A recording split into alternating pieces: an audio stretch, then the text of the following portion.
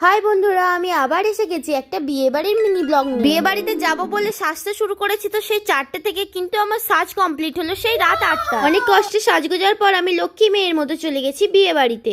বাড়িতে গিয়ে প্রথমেই খেলাম এই কালারিং জল, কারণ আমার বাড়ি থেকে তো বিয়ে বাড়ি অনেক দূর, মানে ওই হাঁটা পথে 2 মিনিট। তারপর বেশ কয়েকটা পকোড়া খেয়ে ফুচকাকে স্কিপ করে বসে গেছি ডিনার করতে। প্রথমেই পাতা, কাসুন্দি, লেবু এবং স্যালাড সহযোগে পাতে পড়ে গেল একটা ফিশ কাটলেট। আর আমার মুখের অঙ্গভঙ্গি দেখে লোকে তো বুঝতেই পারবে না যে আমি কি খাচ্ছি, কাটলেট না ইট। ইট বলেছি বলে মেয়ের বাবা রেগে গিয়ে আমার পাতে দিয়ে গেল নরম নরম মশলা কুলচা, ও তার সাথে ছিল মটন কিমা তরকা, আর যেটা খেতে ছিল অসাধারণ। তারপর এলো আলু কষা ও ফ্রাইড রাইস এবং ছিল চিকেন কষা, সাথে আমি একটু পনিরও নিয়েছিলাম। তারপর সবকিছু খাওয়া দাওয়া করে শেষ পাতে ছিল আনারসের চাটনি। চাটনির সাথে ছিল পাঁপড়, যেটা আমি একটু বেশি খেতে ভালোবাসি তাই অনেকগুলো নিয়েছিলাম। শেষে ছিল রসগোল্লা, সন্দেশ ও আইসক্রিম। সে জোয়ান ধরিয়ে দিয়ে বললে এবার বাড়ি যাও। তাহলে আজকের মতো আসি, সাবস্ক্রাইব করে পাশে